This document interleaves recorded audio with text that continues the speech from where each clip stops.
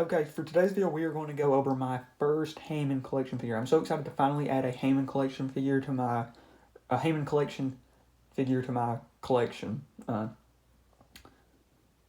really wanted to get the Ceratosaurus, but never found it in stores. But the Dilophosaurus was another one I really liked, so I was glad to get it. And I will say, this is a big figure. As far as future content on this channel, depending on how much I like this figure, it will probably depend a lot on how much I try to complete the Hammond collection, or maybe this is my only Hammond collection figure. And I will kind of structure this how I do my normal individual figure reviews, where I go over like some information about the animal, but obviously with this being a Jurassic Park figure, the accuracy stuff will be a little different than normal. But yeah, we are going to unbox him here. Super excited to finally get this. Like I said, first Hammond collection figure I've bought. I have seen the T-Rex in store and really thought about it, but at $50, it seemed a little high. I definitely think it was probably worth $50, but I personally usually prefer the Safari LTD route compared to the Jurassic Park figure route. And I know a bunch of people do like the Jurassic Park figures. In fact, I really love the Jurassic Park figures, but I usually prefer the Safari figures, but I definitely wanted to get my hands on one of these Hammond collection figures just to see if it was worth all the hype. I do think they look amazing, though, so I knew I wanted to for sure get one.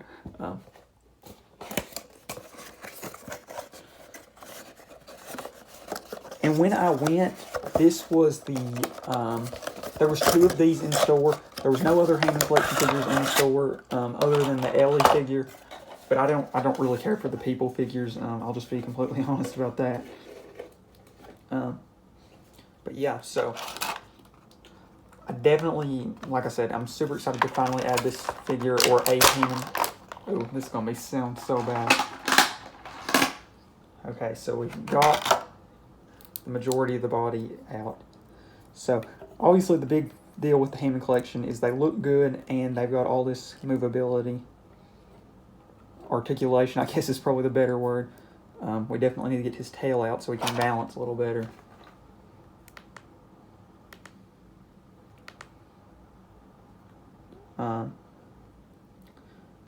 And this, I actually got this figure on the same day. I got the last of the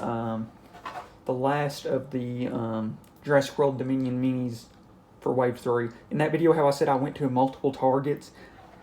I think the first Target I went to actually had this guy. So yeah, definitely was glad to add him. So I think you just plug the tail in. I want to make sure I'm doing it right. Okay, I think it's, is it this way?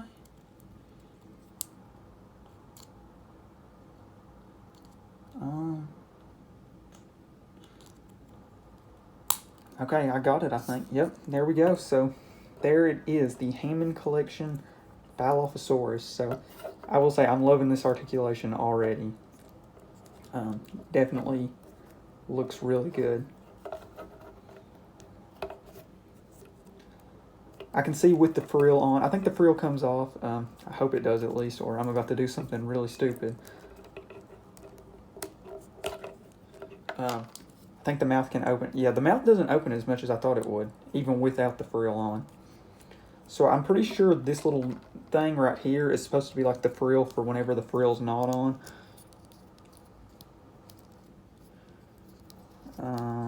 Maybe it's this way.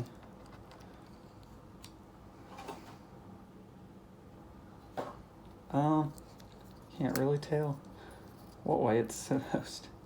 I definitely think I like it better with the frill on, though.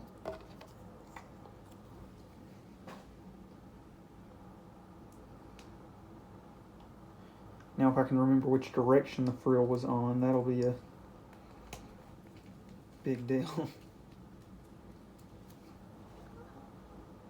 I'm trying to look at the box to see which side the frill stays on.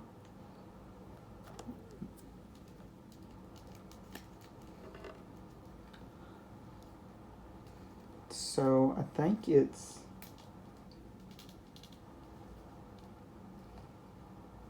okay, I think I have it back on. I don't know, that doesn't look right.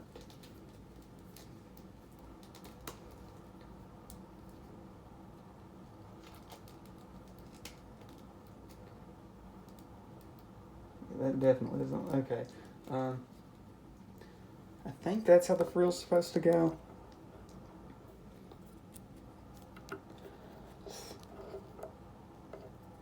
So we'll fix his wrists so that way he's accurate. Yeah, I am liking this figure, but the frill is kind of bugging me. I will be completely honest. But yeah. So I guess we'll go into some information. So, like I said, in most individual figure reviews, I go over information about the dinosaur or prehistoric animal, but with this case being a Jurassic Park figure, I'll spend less time on this. But some easy information about the Dilophosaurus is it's a Jurassic theropod. And one thing I will say as far as accuracy about the animal compared to the Jurassic Park version is we have no fossil evidence of Dilophosaurus having a neck frill or spitting venom, but you know, this is not supposed to be an accurate Dilophosaurus as far as to the actual animal. It's supposed to be accurate to the movie, and as far as the movie, it looks great. And I definitely really like the figure. And I really like the color. It does look different on the box, I will say, compared to the figure in hand. Still not for sure I'd put the frill on back right. But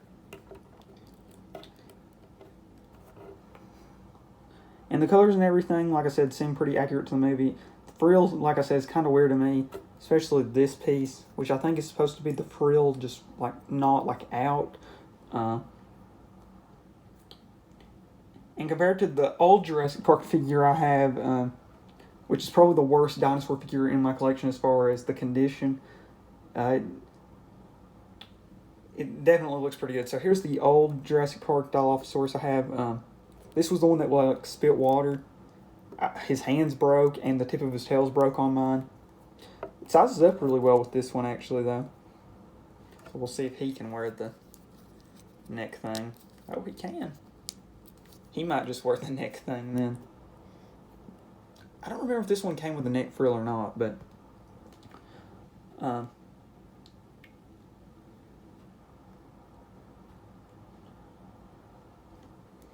yeah, I definitely like the figure. I will be honest though, with this figure, the Hammond Collection, well, I'll explain that at the end actually, but I will go over, so in my normal individual figure reviews, I go over like some of the feature documentaries the animal was in, but since this being a Jurassic Park Dilophosaurus, I'll state the movie. So it was obviously has a very memorable scene in the first Jurassic Park, and then it has a pretty memorable scene actually in the updated Jurassic World movie, kind of playing homage to the original. And then it also appears as a hologram